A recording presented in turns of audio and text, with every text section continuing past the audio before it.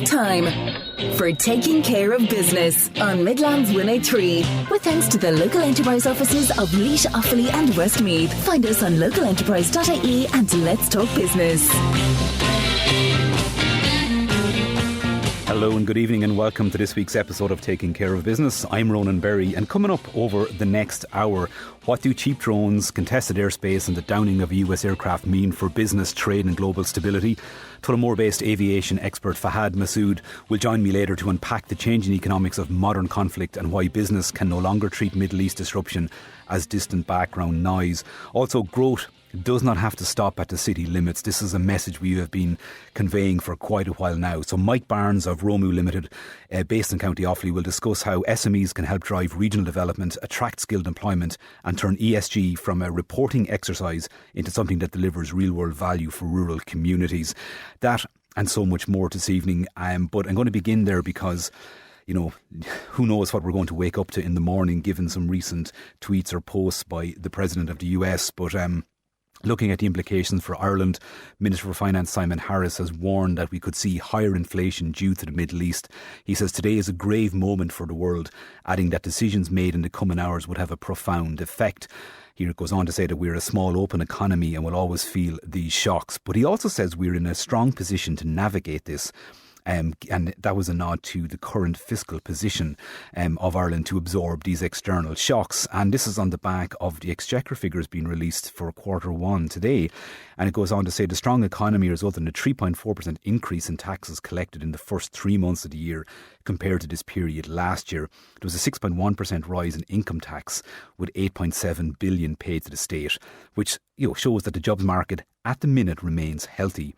But Exchequer returns were slightly down when compared to the same time last year. However, if you take off the one-off payments from Apple, if they're excluded from last year's figures, the amount collected so far this year is up €700 million on last year. So I suppose the big question is, what might be done to help businesses and help the average consumer with the current high prices and potentially, huge increases in inflation as well? That's something we'll touch on throughout the show this evening. And as I say, we'll take a deeper dive and a closer look at the situation in the Middle East with an aviation expert who, believe it or not, was over 20 years as a fighter pilot in the Pakistan Air Corps, but now calls the Midlands his home. And he's a current lecturer and researcher in TU Dublin. So really interesting to get insights from him later on too. But to begin this evening, my first guest just said to me there before we came on, I think I'd rather be in a labour ward any day. Now, we all know a labour ward is definitely somewhere where calm and serenity and peace abound, unlike a radio studio. But I would argue opposite. This is a very calm environment. That guest is Helen O'Brien. And Helen is a Laois-based businesswoman, and she's just launched a new venture aiming to offer more support to women and families during pregnancy, labour and the postpartum period outside of the traditional hospital setting. She's a qualified midwife with more than 2 decades of healthcare experience, and she's recently launched Midwife For You after identifying what she saw as a gap in the non-hospital maternity support services market. Good evening, Helen. Welcome to Taking Care of Business. Cheers, Ronan. Thanks a million for having me. Helen, you were about 2000, you started your journey into healthcare. How did that begin? That began, would you believe, as a part-time job that my mum got me because my mum was working in the hospital. And it really grew from there. So I started as a multitask attendant. Back in them days, that was all of the above. We done a lot. I went on then in 2006 and became a healthcare assistant. So this brought me into the different wards then of the hospital. So I've medical, surgical. There's not a corner of the hospital I haven't seen. Haven't seen or haven't cleaned or had to put a hand to at some stage as well.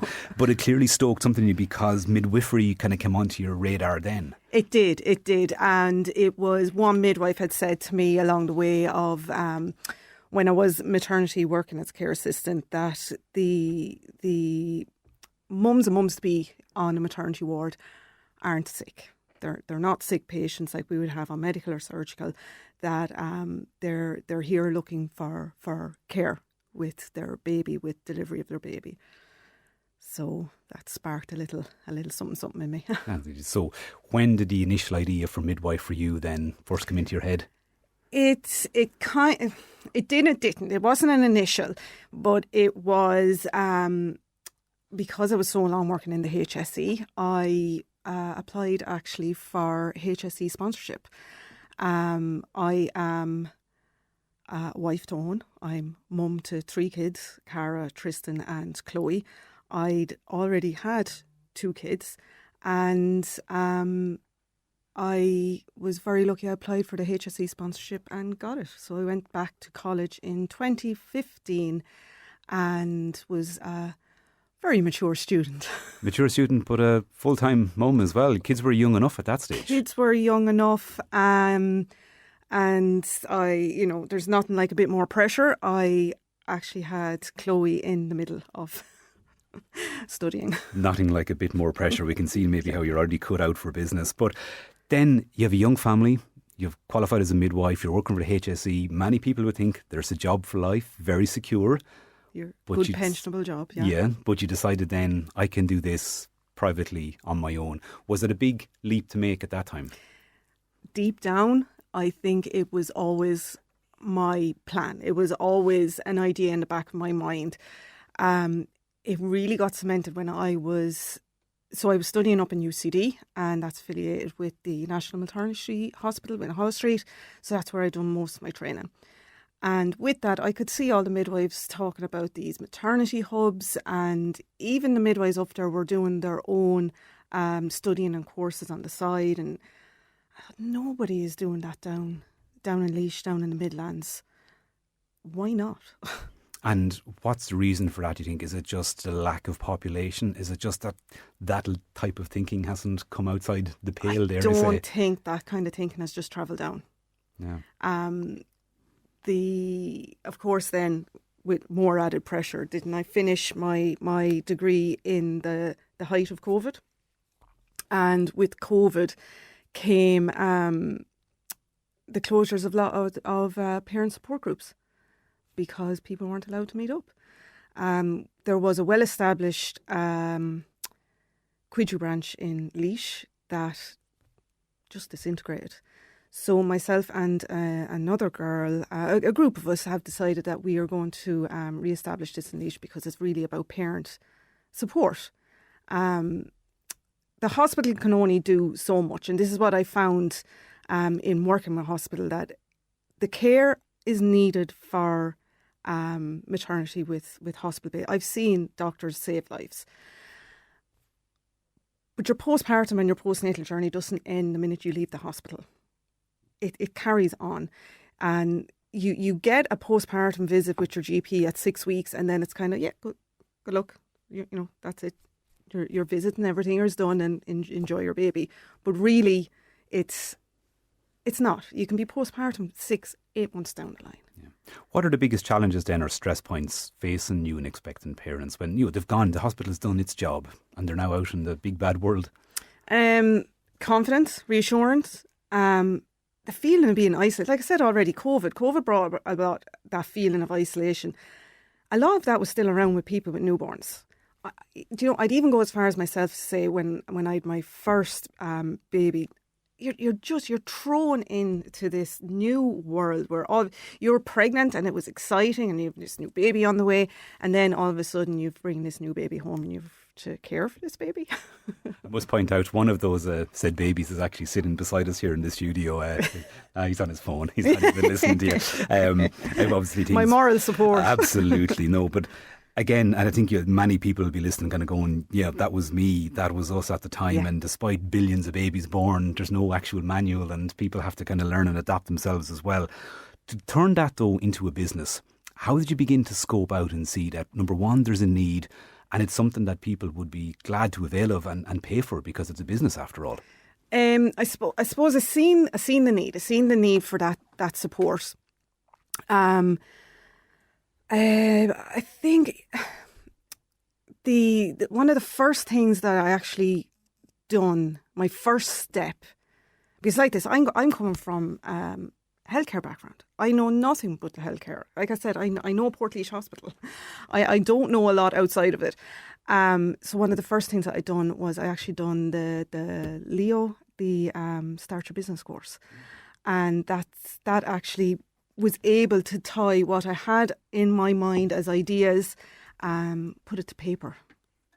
and then begin to start scoping out the market up. So when did you first take the plunge and actually start advertising? I just coming up in a year ago. Okay. How's the response been? It's been good, but I still find I'm only reaching people. And even, as I said, with the Quidru, so we have a play group that I've only just started in the last 4 or 5 weeks. I've had people, and this is in my local village in Ballyrone in Laois, and I've had people come up to me and say, I didn't know you existed. And they have a baby. So I offer postnatal support and maternity care, and majority of the time they're turning around, if I had known. If I had known. So who knows, at least they might be able to tell a friend or a family member, or maybe if they have another child themselves as well. So what are the specific services that people are availing of from Midwife For You?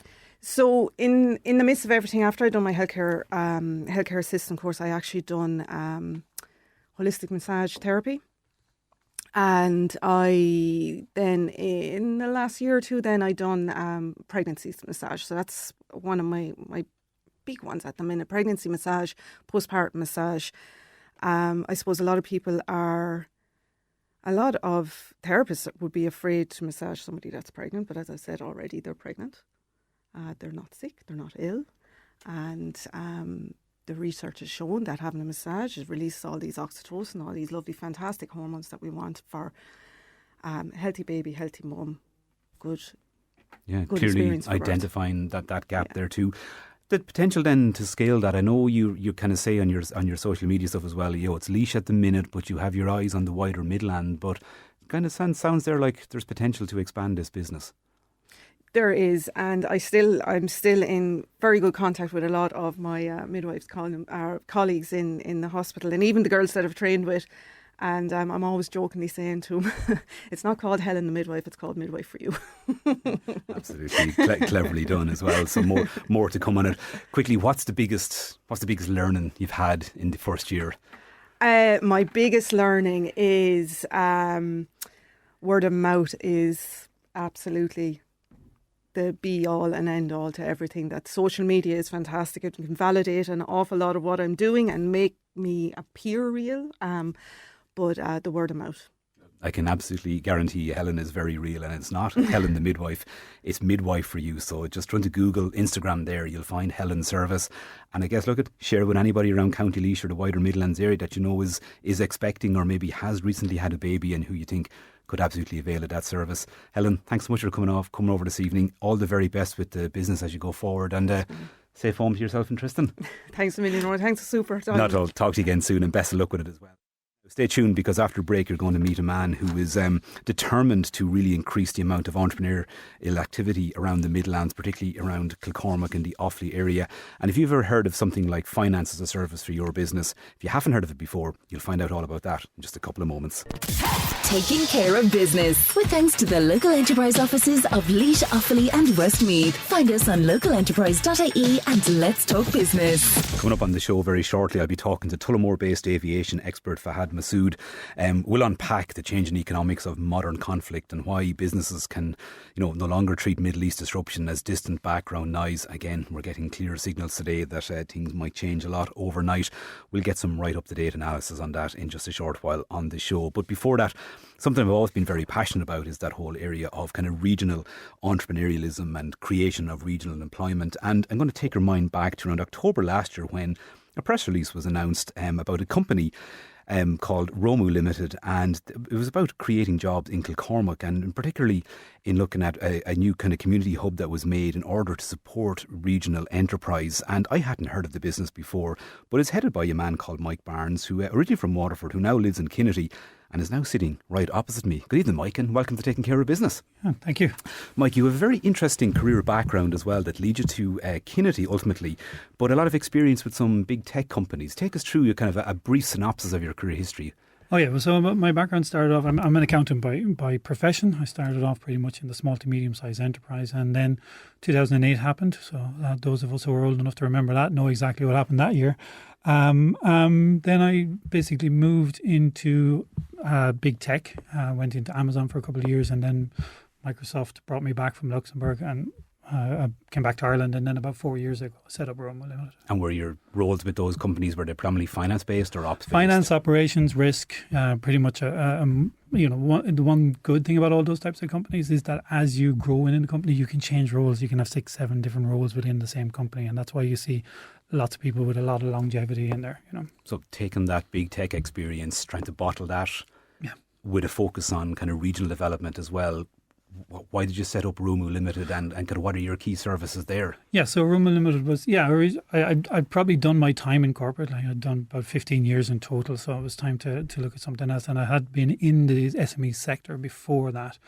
So it was something that I quite enjoyed and wanted to go back to, and bring that knowledge back from these companies. At the end of the day, all businesses pretty much have the same challenge, just that the big tech and bigger industries have the process, people and tools to be able to do that. So bringing some of that knowledge back to it. I suppose if I was to summarise it, the key difference between both of them is, I suppose, planning and delivery. Do you get me? And that's kind of what I wanted to bring back into the SME sector. You mentioned setting it up about 4 years ago. Yep.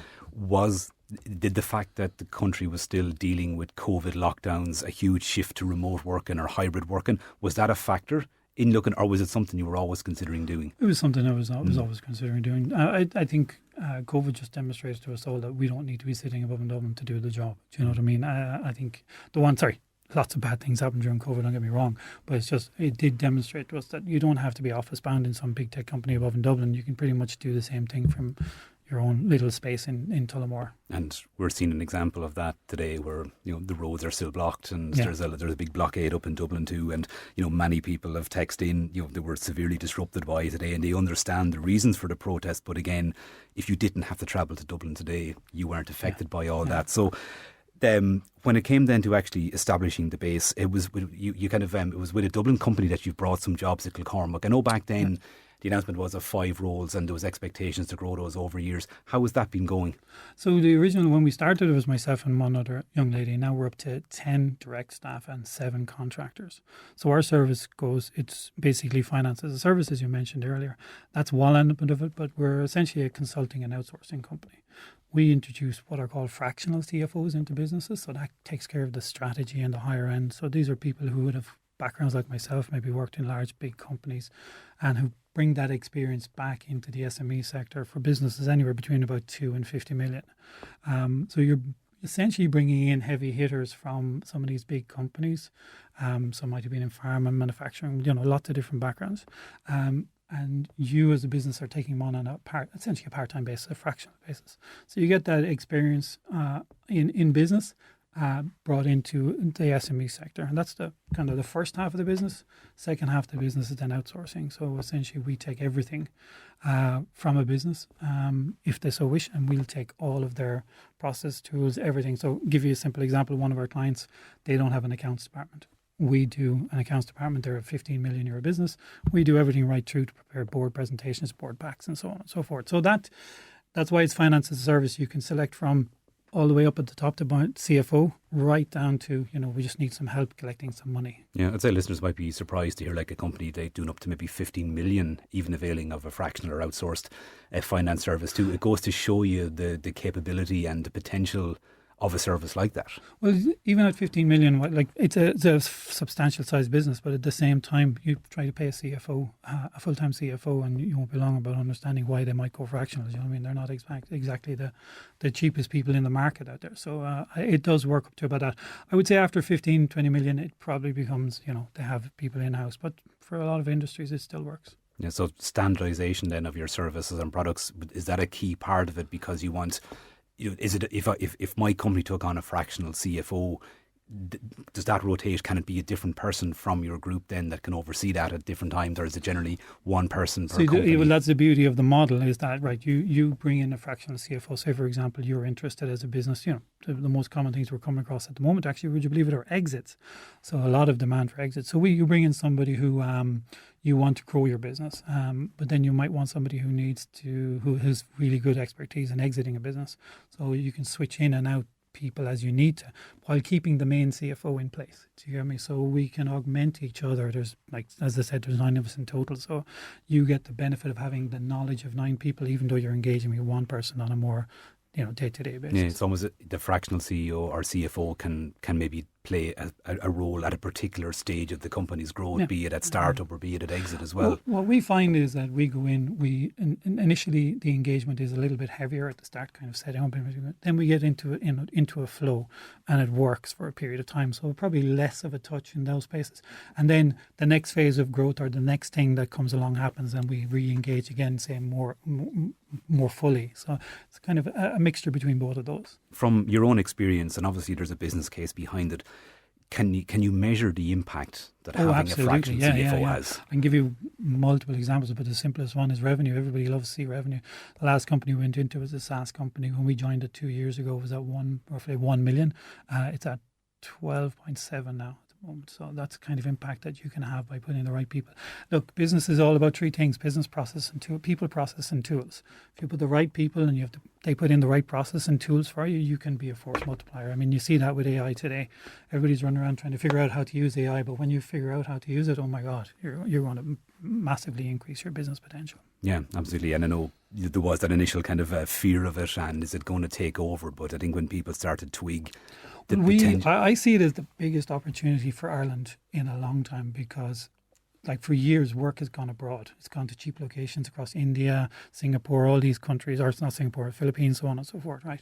I got quoted the other day from a guy who said that he could do my books for $8.95 an hour. I can't pay anybody that can. We pay a lot. The staff we pay costs 2 or 3 times that amount of money, so I can't compete. However, I can compete with AI. So we're in the process, and that's the third part of our business. We're in actually the process of rolling out some AI tools that will allow us to compete at that level.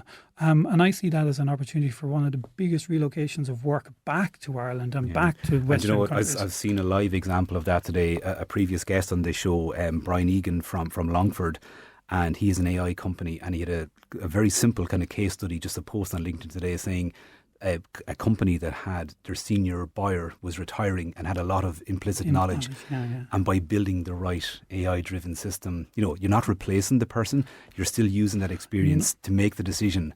But the process was streamlined by, down to about maybe 10% of the time. It still comes back to the 3 elements: people, process, and tools. You're not going to get rid of people. Now, fine, it will mean that the person that you have could possibly do 5 or 6 times more than what they used to. And it's a very different way of doing things. And that's the key piece to know. Like, I find it so hard to get staff. There's no way in the wide earthly world I'm going to lose them to AI. But if I can get AI in and help that staff member cover 5 or 6... Look, there's an inverted triangle that I draw for every one of my clients, and I say 70% of the work that you do is getting data, formatting, changing, all this stuff that's no value. If AI can do all of that and then gives me back 70% of my time, that means that the person I have working with me can do 2-3 times as much as they used to, and at no extra strain to them to do it. Yeah, it's those value add roles too, rather than going searching for data or collating gathering lots of bad data as well. So how does that present then a real opportunity? Like when you take somewhere like Kilcormac or the wider Midlands, we've got huge amounts of renewable energy. We have potential there to build, let's be honest, data centres maybe to drive quantum computing. Is that the level of potential that we're discussing or talking about? I don't know I could talk to that now, I'll be honest with you. I mean, I'm a finance guy. At the end of the day, we're very limited in our remit, whether or not I could talk said to like that. A true finance man, No, look, I mean, to me, AI probably represents for my business and for, let's say, what I can bring to the likes of a town like Kilcormac. I am absolutely, the reason why we call our business Rhomu as opposed to something that would reduce our niche to a particular part of the market, we wanted to keep it broad, was because we believe that this business has a global potential. We've gone in the last couple of years from 0 to 19 people by contractors or direct employees. I absolutely see that AI could get us to probably double and triple that in the next 2 to 3 years. And for us, AI and our ESG journey represents an opportunity for us to work smarter, quicker, better, essentially. Same thing, but it's literally how do we compress decades into days? How do we get a year's work down to a couple of hours work? And if we're in the middle of developing products to crack that code, and once we do, then there's literally nothing stopping us. The location is going to be And that was going to say the next, in kind of retail 101, that say if you want to open up a petrol station, do so opposite an existing one. You're giving people choice. A lot of the argument over the years was, for FDI visits or announcements, they're always located near the talent pool. Yeah. But does AI kind of rip up that kind of thing and say, well, actually, you can create a talent pool quicker in a local area now to allow companies like yourself develop those and create those services? Yeah, I would say yes and no. I would agree with you in that, AI is going to be a great enabler. But I think if you look at the AI hype, we're already in disillusionment. But in productivity, I think there's about 3 to 5 years away.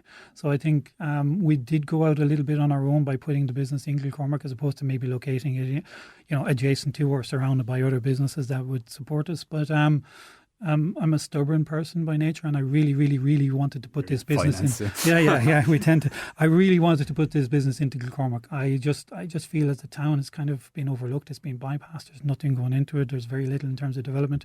I mean, you look at it had one of the biggest losses. You talk about the ESG journey, just transition. You see that a town like Kilcormac probably suffered. One of the early sufferers, if you want to call it, one of the early places that got hit by this.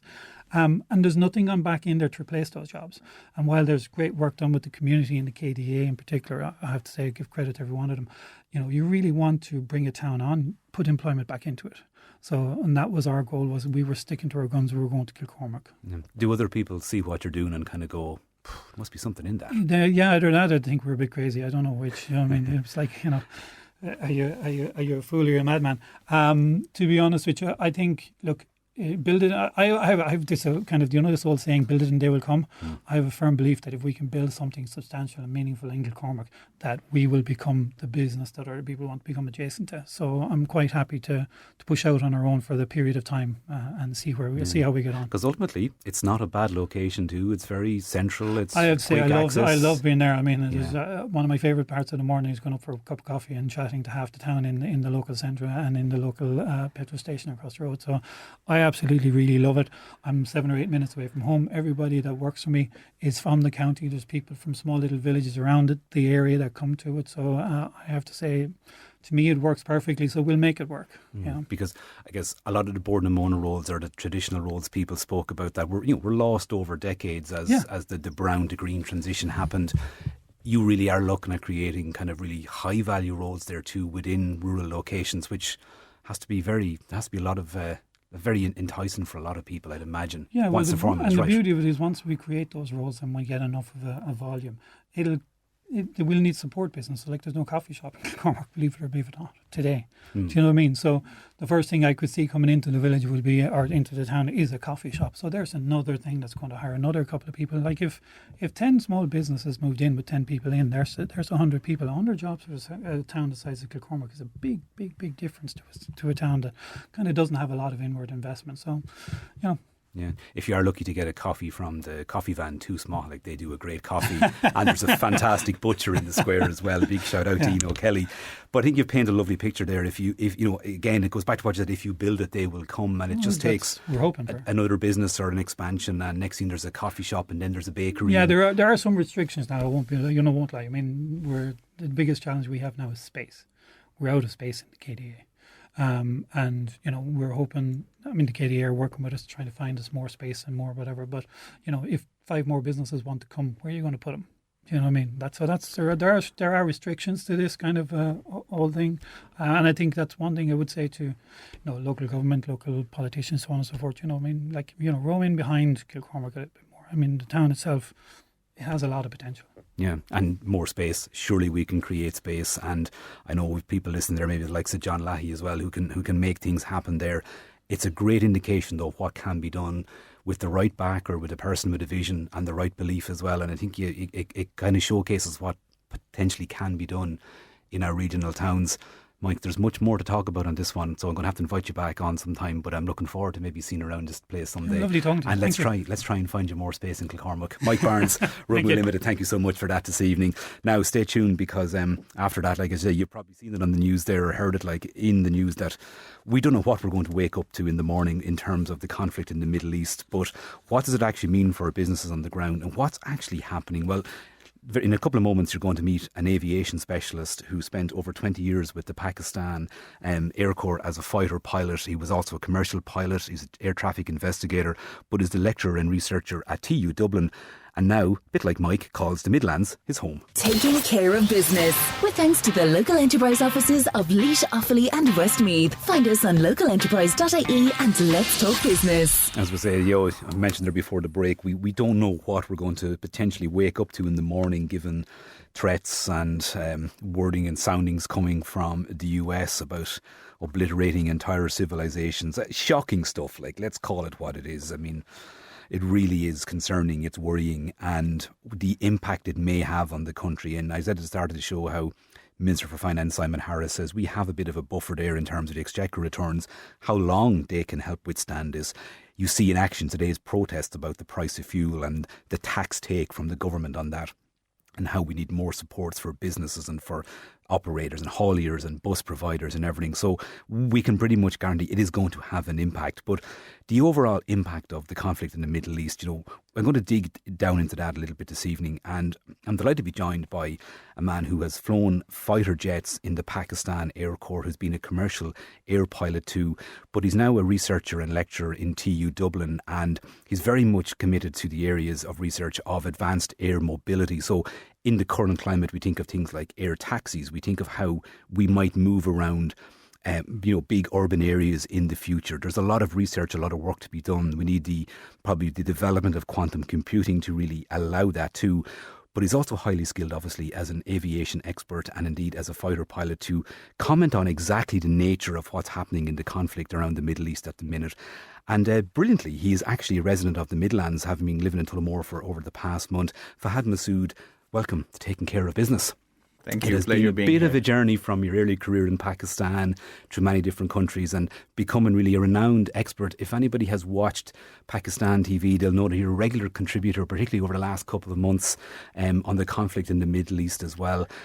Welcome to Taking Care of Business. Welcome to Tullamore. I'm delighted to have you here this evening. And I suppose just give us a little snapshot of your career journey and ultimately how you ended up in Tullamore. Oh, well, it's a long journey. Started back in 1999, moved from fast jet aviation in Pakistan Air Force, moved into commercial aviation, not to mention training and development, crew resource management, as well as safety risk management, aircraft accident investigation.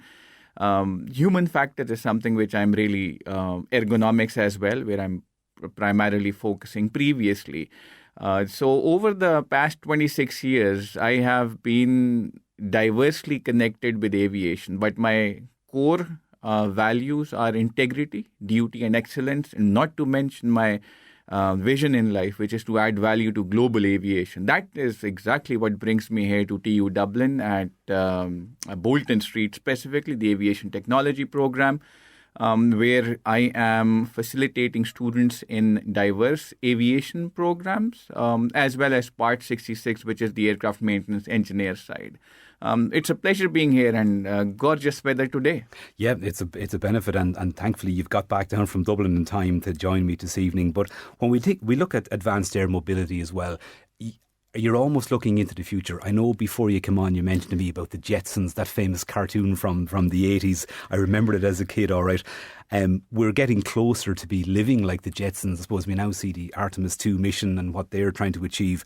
But when it comes to things like air mobility, air taxis, that type of, how close are we getting and what are your primary areas of research around that? So my current niche resorts to one, advanced air mobility, air taxis for common, urban air mobilities, EV tolls, electric vertical takeoff and landings, and vehicles, but also connected with artificial intelligence and a phrase that was coined before, quantum computing. This triad will facilitate or hasten the process of the whole ecosystem of advanced air mobility to come in. I would certainly mention JARIS here, Joint Authority for Rulemaking in Unmanned Space. One specific person, Miss Julie Garland, she's with AFTRAIN. Shannon is one place. A lot of future mobility is happening.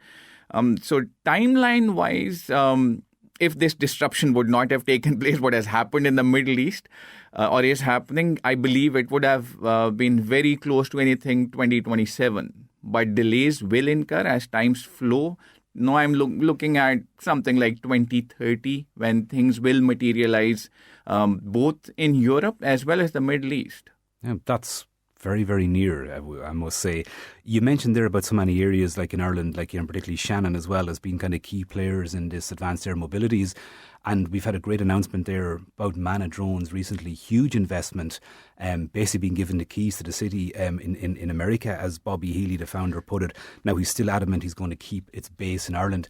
Is Ireland punched above its weight in terms of air mobility at this point? Not really. There are a few pluses and takeaways which facilitates Ireland to be a very good place, apt place to be a sandboxing location where we can test and try, flight test various air taxis. And I mentioned before the whole ecosystem. Specific, there is the urban air traffic management, the maintenance research, the MRO domain, repair and overhaul. So there are multiple facets. eVTOLs or air taxis is just the face of it. Workforce development, human resource development. We need the correct security situation where we are able to with freedom, operate these aircraft, sandbox them in less populated, less busy in air traffic areas. Tullamore is an ideal place for that as well. Absolutely. Well, you heard it here first, everybody. I suppose if we think of something like, say, take Dublin in particular, there's lots of talk about projects like the Metro North and could Dublin have had an underground rail system. Like, they're massive infrastructural projects. If we think of the big dig in Boston where they did, digging these tunnels under the city about a decade ago, from an air mobility perspective, like, what's the infrastructure there? Is it largely more the computing, or what sort of infrastructure has to be built to support that? So the operations are always going to be high tempo, high precision and fast paced. For this, the air traffic management or the managers that are there, which we have in the tower at airports, will be practiced and trained in different manners. And this training will facilitate the movement. But coming back, artificial intelligence, quantum computing will be the enablers for this, because without them, the required pace or bumper-to-bumper traffic, if I were to put this, in mass transit in the air is not really possible by the human element. Yes, the human performance will be inevitable because there are two schools of thought. One is the fully autonomous eVTOLs, and then we have the piloted ones. Most of the West is working on piloted, which includes Vertical Aerospace in UK, Lilium Volocopter from Germany, Beta Technologies, and the lot from USA. China, on the other hand, is planning already implemented, in fact, a few cities in the world, in China specific, which are fully autonomous. So AI quantum computing is the way forward, human element being there as well. Wow. We're talking about air taxis potentially in towns like Tullamore, and before that I'd spoken to Mike there about maybe quantum computing and AI to drive businesses in Kilcormac. There's lots more to discuss because I'm going to dip into Fahad's experience too as a fighter pilot and look at the technology and that's driving the conflict in the Middle East at the minute. We'll tap into that after this quick break. Taking care of business with thanks to the local enterprise offices of Laois, Offaly and Westmeath. Find us on localenterprise.ie and let's talk business. My guest in studio is Fahad Masood. He's a lecturer in TU Dublin and a former fighter pilot in the Pakistan Air Corps and a commercial pilot, an air traffic investigator. And before the break, we were just talking about the possibilities and potential for advanced air mobility. And Fahad even floated the idea of potentially of things like air taxis in Tullamore within the next 4 to 5 years. How amazing might that be? Let's hold him to that and see if he can come through in it. But I said before that too, we were going to kind of look at it, get his opinion on the conflict in the Middle East, because he's a regular contributor on TV across the Middle East and in Pakistan in particular, from his base in Dublin and living here in Tullamore, on exactly what's happening. Because this conflict, I think, Fahad, has really shown people maybe how we think warfare is conducted is quite different now, particularly the onslaught of relatively cheap attack items. So the buzzword here is asymmetry. There is a lot of overawing of conventional air defense systems, something which the Iranians have been doing all over the present and the previous conflict with Israel. using Shahid 136 or Shahid 131 versions, other loitering munitions, drones as we call them, and overwhelm the air defense systems like the Iron Dome in Israel. And they've been very successful in doing this, using the full spectrum of operations, which includes missiles post the initial onslaught or the waves of Shahid 136. And it's been successful because no air defense system in the world right now is able to take care of unlimited thousands of drones and projectiles coming towards them. And that's a key factor because those drones, the cost of them is so cheap relative to the missile defense systems. Correct. So the cost per shot is the phrase that we coin here. So each Shahid 136 is then costing anything between 20 to 25,000 US dollars. On the flip side, the Patriot, the PAC-3, the SM-6, Iron Dome, each one projectile or the missile that they launch is anything between 3 to 5 million US dollars. And for each drone, they are shooting at least 4 to counter or bring it down. So the cost effect is huge. And I know there's a lot of censorship from the Middle East, but I do get updates from people, and the amount of drones and stuff being launched is significant, and it's ongoing as well. All indicates that this could rumble on for quite a while then. So the attrition that has taken place, the attacks on Iranian soil which have happened in the past have degraded their capability to a degree. At previous, there were salvos upon salvos of projectiles coming towards the GCC as well as Israel, but now it is anything between 5 to 7 projectiles coming in, but they are high-intensity ones. I would go into details by saying Khurram Shahar is one, which we have seen in videos and images on social media, the cluster weapons that are used. Then we have the HGVs, which is the hypersonic glide vehicles, and they're penetrating the Iron Dome as well as other air defense systems, and it's not stopping in the near future as well. When you hear the likes of the messaging coming from the US there today about obliterating a civilization, is there a potential end to this conflict, do you think? So any and every conflict that we have seen in the past ends up on the negotiation table. The earlier we reach that stage, the better. But the challenge here right now is the political and military objectives of the whole shamoozle that's taking place in the Middle East. The political objectives of regime change, in my humble opinion, have not been met. There is more a hardliner, rightist governance in Iran after the Khomeini's passing. The military objectives have certainly not been met. We've seen the F-15E going down, Strike Eagle going down in Iran, 3 of them getting shot down in Kuwait, multiple air defense radar systems being taken out by these disruptive unmanned projectiles from Iran. So negotiations is the way forward. There are mediators who are taking place and intermediaries who are playing an influential role. This includes Pakistan, Turkey, Qatar. This is the overt ops. Covertly, I believe, in my research, China and Russia are also playing a role. Are you concerned by what was said today, though? Do you think these threats don't seem to be bringing people to the table? Will a potential nuclear strike be averted later, or is that something that's an outside possibility at this stage? I think outside possibility. Saner minds will prevail, have prevailed in the past. We have seen the losses or the disruptions after Hiroshima and Nagasaki. We don't want that happening. If there is a nuclear strike, then the nuclear winds take out half, I'm sorry to use this word, half the world with it. There will be turmoil on geo-economic, geopolitical, geosecurity scales, which nobody will be able to control. Ripple effects will influence the common man, the business partners, the business players on national, international, global, regional effects.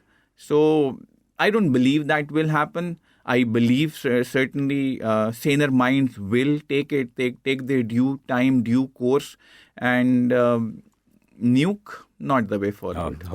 Hopefully not. As the Minister for Finance, Simon Harris, said today, that today is a grave moment for the world and that decisions made in the coming hours would have a profound impact. Let's hope it doesn't get to that and people can get to that negotiation table and put an end to this. Fahad Masood, thank you so much. I look forward to welcoming you back on the show Pleasure again being in here. the near Thank future. you. It is time for me to get out of the seat. Joe Cooney is coming up next with Country Roads. Hope you've enjoyed tonight's show. It'll be available as a podcast tomorrow on Midlands103.com. Have a good week and I'll talk to you all next Tuesday.